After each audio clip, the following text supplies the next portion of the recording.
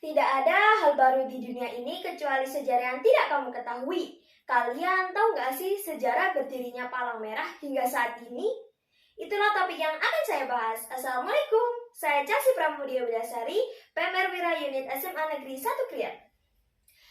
Awal Palang Merah bisa terbentuk yaitu pada 24 Juni 1859, tibanya seorang pengusaha asal Swiss bernama Henry Dunant di Italia bagian utara untuk membahas urusan bisnis bersama Kaisar Napoleon III. Ia melewati perjalanan yang sulit, jembatan-jembatan, sungai, bahkan ada jembatan yang telah runtuh. Sesampainya di desa Solferino, ia dikejutkan dengan padang rumput yang telah berubah menjadi arena perang antara Prancis dan Austria. Banyaknya korban yang terus bermunculan membuat Henry Dunant merasa iba. Ia melupakan tujuan awalnya datang ke Italia dan mengubah salah satu gereja di desa Castiglione menjadi rumah sakit darurat. Henry Dunant dan para sukarelawan bekerja tanpa kenal lelah, khususnya para perempuan. Mereka disuruh beristirahat, namun menolaknya dengan lugas dan berkata, "Tutti fratelli." Henry Dunant tidak dapat melupakan kejadian tersebut. Ia menuangkan pengalamannya pada buku berjudul Un Souvenir de Solferino yang diterbitkan pada tahun 1862. Pada akhir bukunya terdapat dua gagasan, yaitu setiap negara harus memiliki sekelompok sukarelawan untuk mengatasi korban pada masa peperangan atau bencana. Yang kedua yaitu negara-negara sepakat untuk melindungi para sukarelawan. Pada tahun 1863 terwujudlah gagasan Henry Dunant bersama 4 warga Jenewa, yaitu Gaulle Dufour, Gustave Moynier, Dr. Louis Appia, dan Dr. Theodore Monnoyer. Mereka membentuk Komite Internasional Pertolongan Korban Luka yang kemudian berubah menjadi ICRC atau Komite Internasional Palang Merah. Pada tahun 1864 dilakukanlah Konvensi Jenewa yang pertama, membahas mengenai perbaikan kondisi prajurit yang terluka dalam perang di darat. Selanjutnya yaitu mengenai komponen Palang Merah. Komponen gerakan Kepalang-merahan terdiri dari ICRC, yaitu organisasi yang bersifat netral, bukan termasuk PBB. Bersifat netral ini maksudnya ICRC melakukan pertolongan pada semua orang tanpa memandang status, jabatan, atau dari mana kalian berasal, warga negara mana.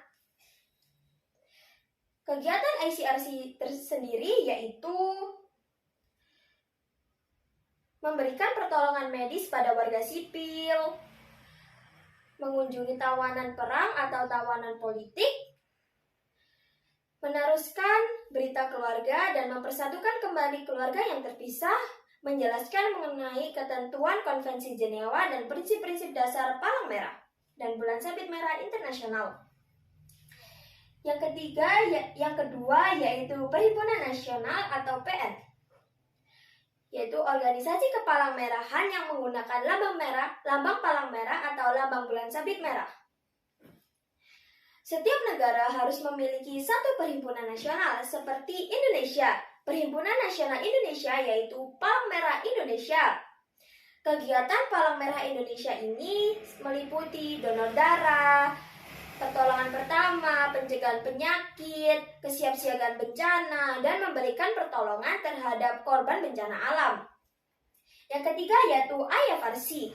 IFRC didirikan oleh Henry P. Davidson. Banyaknya perhimpunan nasional yang terus bermunculan sampai saat ini tercatat 191 perhimpunan nasional sehingga terbentuklah federasi yaitu IFRC yang bertugas untuk mengkoordinasi perhimpunan nasional di tingkat internasional. Kegiatan IFRC tidak jauh berbeda dari perhimpunan nasional seperti kesiapsiagaan bencana, tanggap bencana, kesehatan masyarakat, dan promosi prinsip dasar. Sebelum lanjut ke bab berikutnya, kalian pasti bosen kan? Udah gak fokus ya? Gimana kalau kita main tebak-tebakan? Gimana kalau kita asal logika kalian? Dengerin baik-baik ya pertanyaannya. Di dagu ada, di mata ada, di pipi tidak ada, di telinga ada, di hidung tidak ada. Apa sih itu? Coba cermati baik-baik pertanyaannya. Kalau kalian udah tahu jawabannya, simpan dulu baik-baik atau mungkin kalian bisa tulis di kolom komentar. Dan ingat juga ya pertanyaannya, mungkin kalian mau tebak-tebakan sama teman kalian? Udah fokus belum? Udah nggak bosen kan? Kita lanjut ke bab berikutnya yuk. Yaitu mengenai lambang. Lambang tidak hanya digunakan oleh organisasi politik saja loh. Palang Merah juga memiliki lambang tersendiri. Awalnya pada pertengahan abad ke-18, pasukan medis militer belum memiliki lambang yang sama, sehingga pasukan medis sering menjadi sasaran perlawanan pasukan lawan.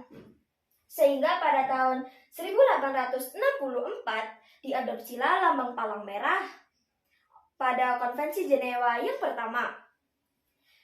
Pada tahun 1876, Kerajaan Ottoman Turki menggunakan lambang bulan sabit merah sebagai lambang pengganti palang merah.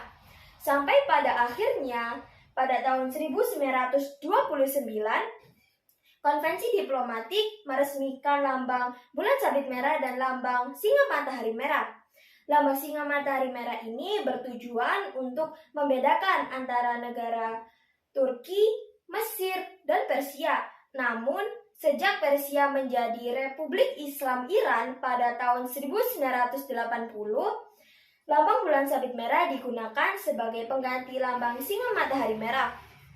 Sebagai penutup usulan lambang, pada tahun 2005, diadopsilah lambang kristal merah.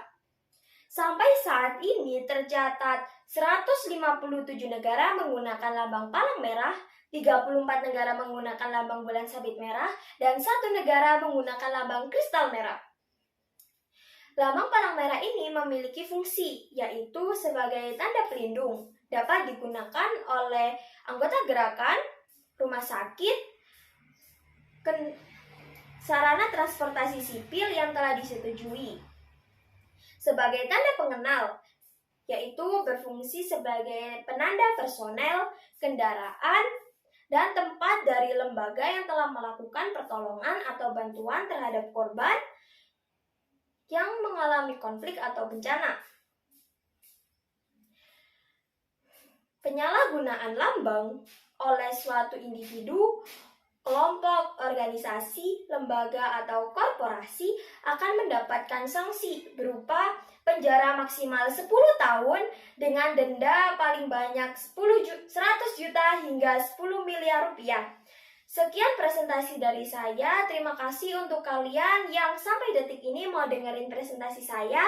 Saya akhiri. Wassalamualaikum warahmatullahi wabarakatuh.